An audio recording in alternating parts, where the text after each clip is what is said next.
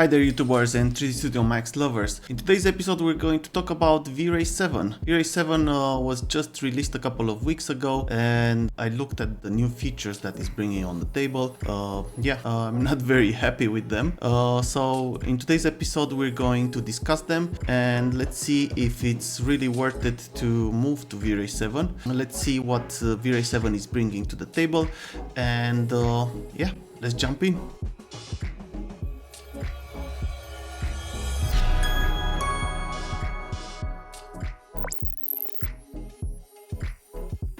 Okay, so the first thing that we're going to discuss is the vignette. As you can see now, you can add the vignette directly in your frame buffer. You can have it as a layer, you can make it less visible, more visible, whatever you want. Yeah, for me this is not a very big change or a very big improvement from the other versions because you can add this also in Photoshop. So yeah, thank you very much Vray.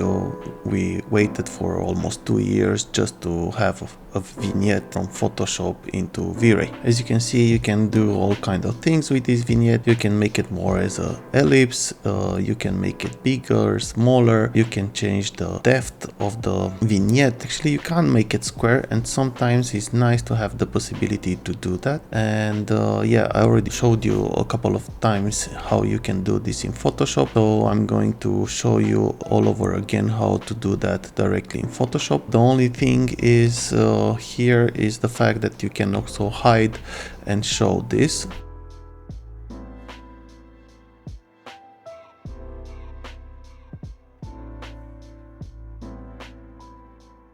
So if we go to Photoshop and you open this with Camera Raw, you have on the Effects tab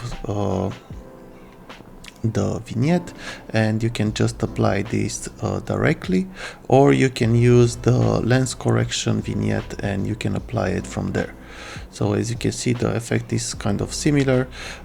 In my opinion it was no need to have this directly in Vray. So the next thing that we're going to discuss are the filters. So right now they just made a couple of combinations of different layers directly in the frame buffer and they created these filters that they are just looking like a LUT, or they're just looking like a filter from a photography or film. So yeah, you can just apply them right away directly on the frame buffer, so you don't need to do that afterwards in Photoshop. It's still in my opinion no need for this because most of the time you still need to go in Photoshop and do some small changes in there or apply different LUTs or different kind of effects directly there. So it's better to have all of this in Photoshop. So in this way, in case the client doesn't like it, you can just go directly in Photoshop and take the effect out. Otherwise in here you're just gonna have it directly in your final image.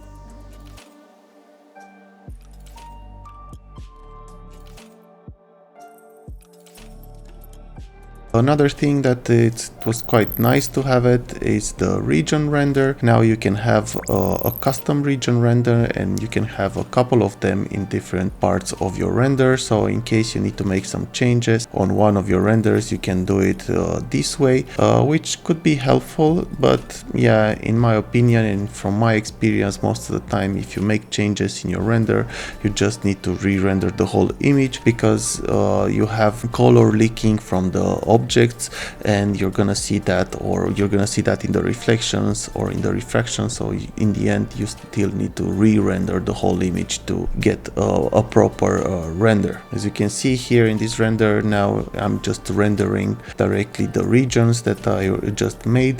They can be only polygonal, so you can't have them like round region renders, which I don't know if it's useful or not, but for a quick change or just to check a material or something like that, it's quite nice to have it. Okay, so the next thing that they brought in, it's called the Vray Luminer, and it is a new type of light that they are bringing in. So you're gonna have a new type of light in Vray, which I don't know if it was needed or not. I mean, there are already so many types of lights in Vray, and the best ones are the ES lights, so I don't know why they had to bring another type of light, which you can't get from anywhere from the internet, so you can use them only from their Chaos Cosmos library. So I don't really get it why we need this. Anyway, I just brought in this scene, as you can see, this light from their Chaos Cosmos, which is rendering quite good. It's looking nice, it's quite fast, but yeah,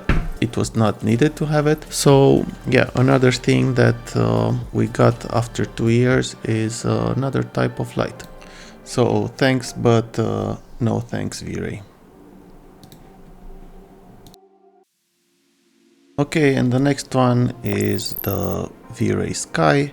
We have a new Vray Sky that is working more or less the same as the one that we got in Corona render. As you can see now, you can also have like a little bit of night sky, which is quite dark, and yeah, it's more realistic, let's say. For me, it's not a very huge improvement. Of course, you can have the clouds and a little bit of red clouds when the sun is very low. So yeah, it could look quite nice, but in my opinion, most of the time the best way is to use an HDRI, because yeah, it offers a more realistic perspective and a better way on how to show realistic renders. So in my opinion, this is not useful, at least not for me. But yeah, if you need to make just a quick render for a client and you just need a sky right away, you can just use this.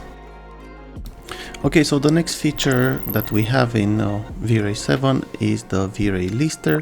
We had Vray Lister also before, but right now, as you can see, we have the lights, the ES lights, and the sun and sky in here, and also the camera. These ones were also before, and the new feature is the geometry. Now you can have also your geometry directly here, so you can select it or hide it and so on. Okay, the next feature is the Chaos Scatter.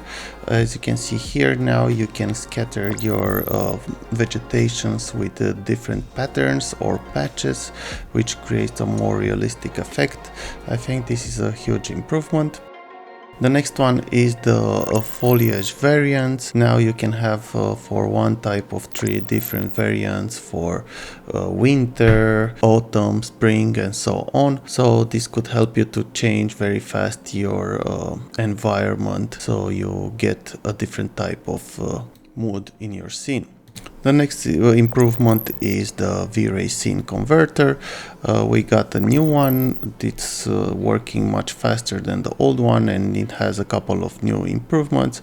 Yeah, overall I don't think it's a big deal, because we already had different types of scripts that they were already doing this. But anyway, it's a good thing that we have it. The next one, and probably the biggest one, is the Gaussian Geome. Now you can import scans made with a camera of cities or objects and so on, and you can have them directly in your scene. As you can see here, you can get the reflections, and yeah, it's looking just amazing. Okay, the next one is the Vray Firefly Removal. You can find this in the bucket sample image. The next one is the profiler, where you can actually see exactly how long it's taking to render any element in your scene.